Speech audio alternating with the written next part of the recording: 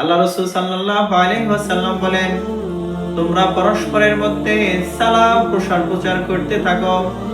দ্বিতীয় নাম্বার, তোমরা মানুষদেরকে খানা খাওয়াও। তৃতীয় নাম্বার, গভীর রজনীতে তখন তুমি তোমার পৃষ্ঠদেশকে বিছানা থেকে আলাদা করে রবের দরবারে দাঁড়িয়ে 2 রাকাত নামাজ পড়ো। বলে তিনটি আমল করলে আল্লাহ রাসূল বলেন, তোমার মৃত্যুর সাথে সাথে তাদখুলুল জান্নাতা বিসালাম, মৃত্যুর সাথে সাথে জান্নাতে প্রবেশ করো। সুবহানাল্লাহ। এবার মুসলিম শরীফের 54 নম্বর হাদিসের মধ্যে আল্লাহ রাসূল সাল্লাল্লাহু আলাইহি ওয়াসাল্লাম বলেন, عن أبي هريرة رضي الله تعالى عنه قال قال رسول الله صلى الله عليه وسلم আবু হুরায়রা রাদিয়াল্লাহু তাআলা থেকে বর্ণিত, তিনি বলেন, আল্লাহ রাসূল সাল্লাল্লাহু আলাইহি ওয়াসাল্লাম বলেন, লা তাদখুলুল জান্নাতা ইল্লা মুমিন, তোমরা ততক্ষণ পর্যন্ত জান্নাতে প্রবেশ করতে পারবে না ততক্ষণ পর্যন্ত না তোমরা মুমিন না হয়ে জান্নাতে যাইতে পারবে না, জান্নাতে প্রবেশ করতে পারবে না। ওয়ালা তুমিন হাত্তা তাহাব্বু, এবং তোমরা মুমিন হতে পারবে না যতক্ষণ পর্যন্ত না পরস্পরকে মহব্বত ভালোবাসা করবে। সুবহানাল্লাহ।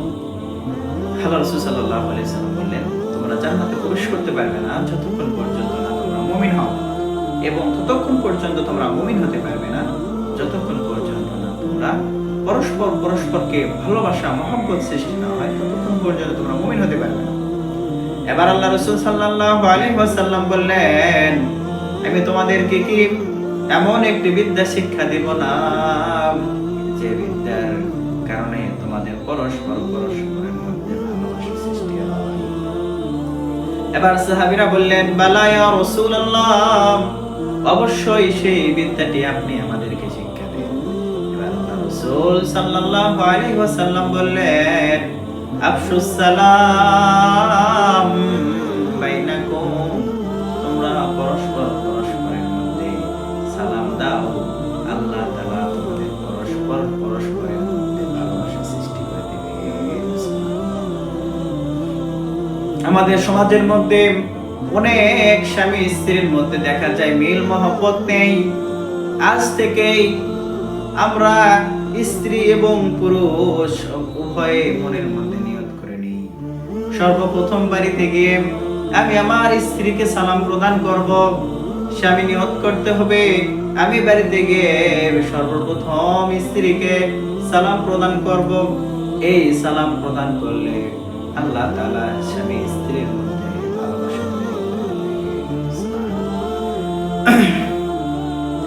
আবু দাউদ শরীফের 5197 নম্বর হাদিসের মধ্যে আল্লাহ রাসূল সাল্লাল্লাহু আলাইহি ওয়াসাল্লাম বলেন, ইন্না আওলান নাস বিল্লাহি মান বাদা বিসসালাম, আল্লাহ তাআলার কাছে সবচেয়ে অধিক প্রিয় বান্দা ওই ব্যক্তি যে পরস্পরের মধ্যে আগে সালাম দেয়। পরস্পরের মধ্যে যে ব্যক্তি আগে সালাম দেয় ওই ব্যক্তিটি আল্লাহর কাছে সবচেয়ে বেশি প্রিয়।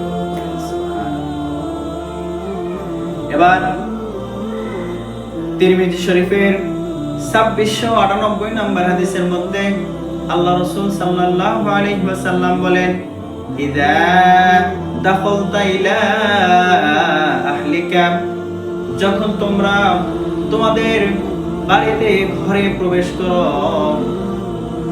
সারাদিন যখন তোমরা মাঠে ঘাটে অফিস আদালতে পরিশ্রম করে সন্ধ্যাবেলায় বাড়ি ফিরে তোমরা আগে ফাসাল্লিম, পরিবারে এসে সর্বপ্রথম কাজ সেটা হইতেছে পরিবারে এসে সালাম দাও। আর এই সালাম দিলে কি হবে? আল্লাহ রাসূল সাল্লাল্লাহু আলাইহি ওয়াসাল্লাম বলেন, তুমি এই সালাম দেওয়ার কারণে গোটা পরিবারকে আল্লাহ তাআলা রহমত দ্বারা বেষ্টন করিয়ে রাখবে। বলি সুবহানাল্লাহ।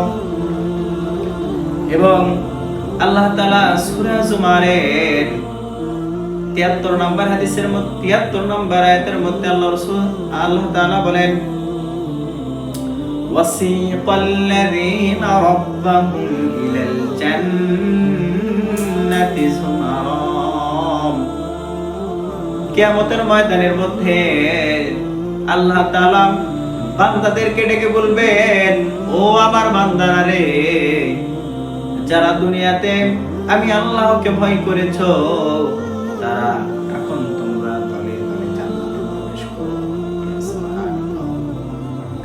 এরপর হাত্তা ইযা জাউহা, যখন তারা জান্নাতের সামনে এসে দাঁড়াবে তখন তাদের জন্য ওয়াফুতিহাত আবওয়াবুহা, তখন জান্নাতের সমস্ত দরজা তাদের জন্য খুলে দেওয়া হইবে এবং কি করা হবে, ওয়া ক্বালা লাহুম খাযানাতুহা সালাম, এবং জান্নাতের দারওয়ান ফেরেশতারা তাদেরকে সালাম প্রদান করবে।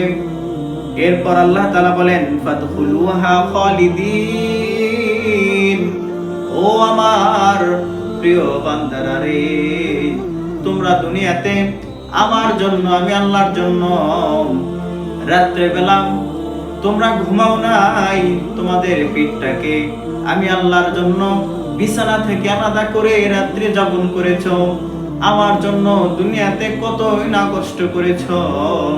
খালিদিনা ফিহা আবাদা, ও আমার বান্দা, এই জান্নাতটা তোমার জন্য